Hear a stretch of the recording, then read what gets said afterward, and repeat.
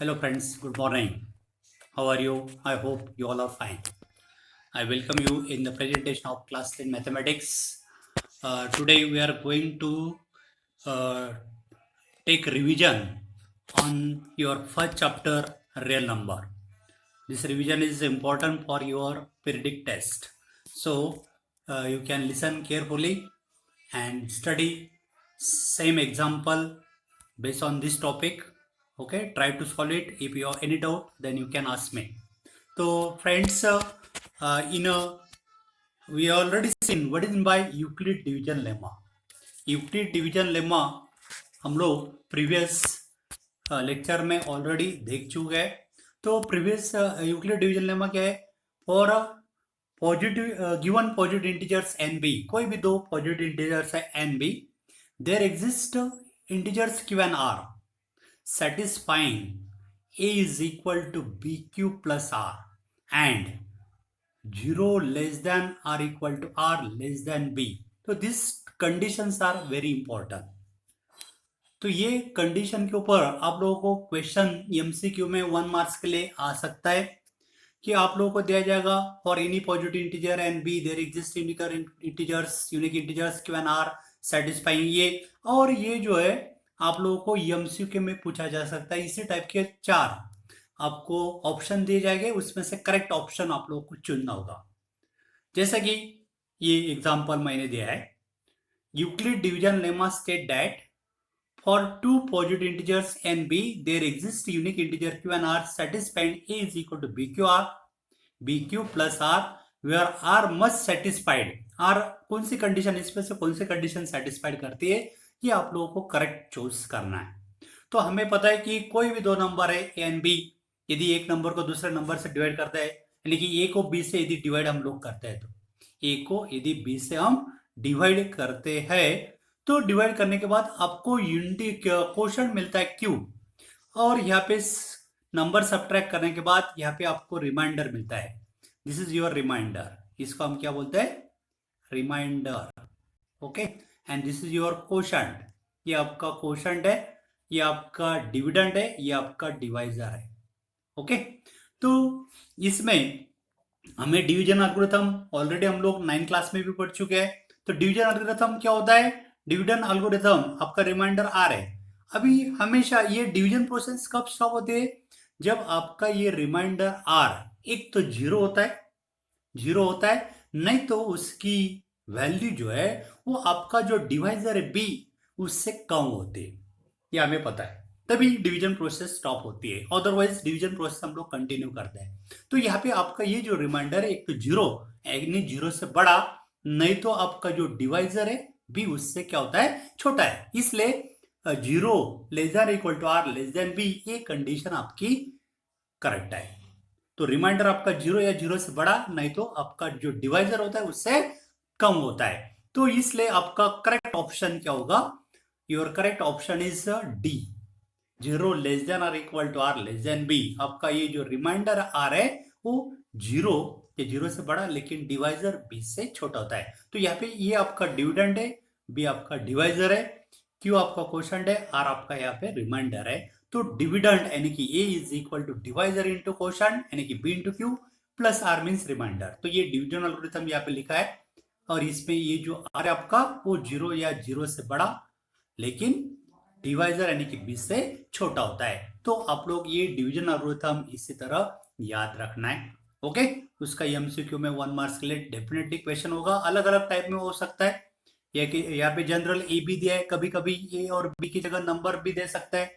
तो जैसा कि अभी ये सेकंड एग्जांपल देखिए, ये B is equal to 3, B यहाँ पे 3 है, then any integer A can be express as, A को बी से डिवाइड किया, तो ये आपका क्या होगा? जनरल फॉर्म हमें पता है, ए इज इक्वल टू क्या होता है? बी क्यू प्लस आर, है ना. लेकिन बी की वैल्यू यहाँ पे क्या लेना है? 3 पुट करना है. तो ये आपका क्या होगा? A is equal to 3q plus R. तो ये आर आपका क्या होता है?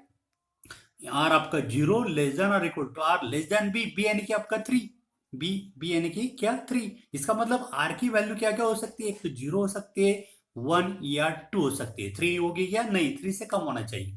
तो आर में बी 0, 1 और 2। तो यहाँ पे r की जगह हम लोग ये वैल्यू पुट करेंगे तो हमें a की वैल्यू हमने देखा है कि a is equal to 3q plus r। Okay, where 0 less than equal to r less than आपका 3a। तो that means possible value of r में भी 0, 1 और 2 हो सकती है। तो यदि 0 लिया तो ये आपका क्या होगा, a is equal to 3q plus 0, r की जगह 0 लिया तो 3q प्लस 0 यानी कि 3q, तो a की वैल्यू 3q हो सकती है। यदि r की वैल्यू 1 भी पुट करते हैं तो ये इज इक्वल टू आपका होगा 3q प्लस r यानी कि 1।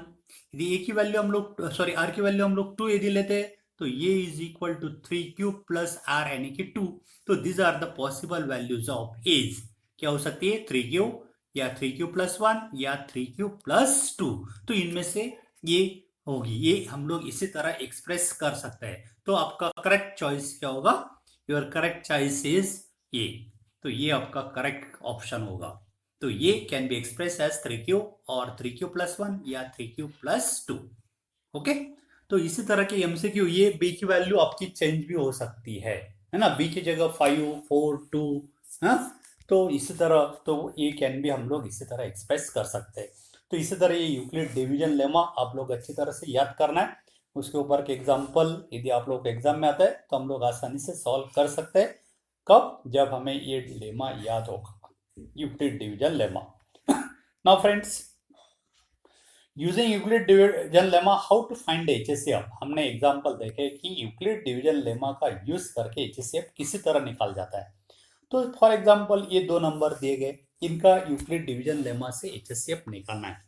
तो हमने ऑलरेडी देखे कि उसकी सेवरल टेप्स है, स्टेप्स क्या क्या होती है। तो यहाँ पे आपका 225 इज ग्रेटर देन 135 है ना, तो 225 जो है 135 से ग्रेटर है। तो we can apply here Euclid division lemma on 225 and 135। ये दो नंबर के ऊपर हम लोग EDL EDL Euclid division lemma, short में हम लोग ईडीएल बोलेंगे, ईडीएल यानी कि यूक्लिड डिवीजन लेमा, ये दोनों नंबर के ऊपर अप्लाई किया। यानी कि क्या करना है, ये 225 को 225 ये जो नंबर है उसको 135 से डिवाइड करना है, कोशंट और रिमाइंडर फाइंड आउट करना है।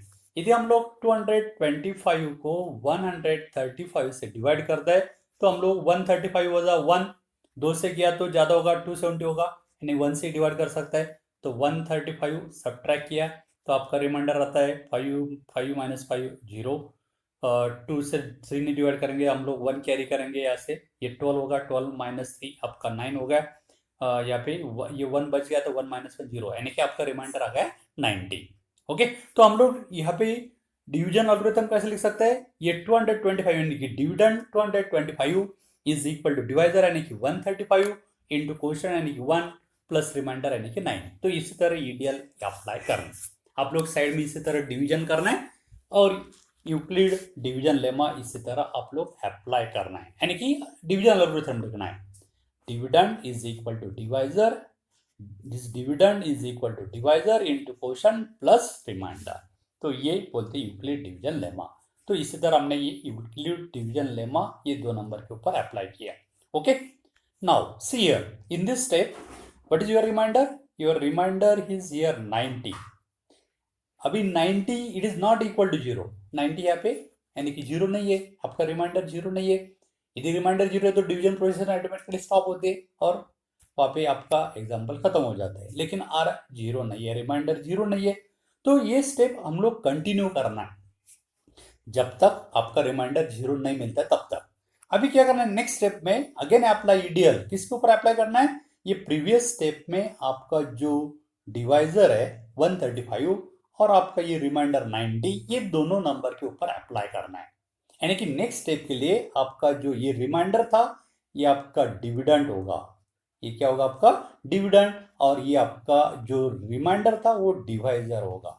ओके, तो 135 और 90 के ऊपर यहाँ पे ध्यान रखना है, ये इसमें ये जो क्वेश्चन आएगा उसको डिविडेंड बोलना है नेक्स्ट स्टेप के लिए और इसको डिवाइजर बोलना है, और ये दोनों नंबर के ऊपर ईडीएल अप्लाई करना है। सो अप्लाई ईडीएल ऑन 135 एंड 90।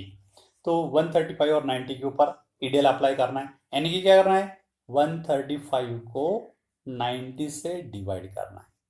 90 से डिवाइड किया तो 91 जा 1, उसमें से 90 सब्ट्रैक्ट किया, 92 से किया तो 92 जा 180 ज़्यादा होता है, सो 90 से 1 से हम डिवाइड करेंगे, तो 1 से डिवाइड किया तो 91 जा 90, सब्ट्रैक्ट किया इस 5 एज इट, 13 माइनस 9 45। ओके, सो आपका रिमाइंडर आ गया 45। तो यहाँ पे ईडीएल हम कैसा लिख सकते हैं, डिविडेंड यानी कि आपका 135 is equal to divisor 90 into quotient 1 plus remainder 45। तो इसी तरह हमने ईडीएल यहाँ पे लिखा है। Okay, now we consider here what is your remainder, your remainder is here also 45। आपका रिमाइंडर यहाँ पे क्या है 45 and it is not equal to 0। Okay, again apply EDL on किस नंबर के ऊपर, 90 और 45।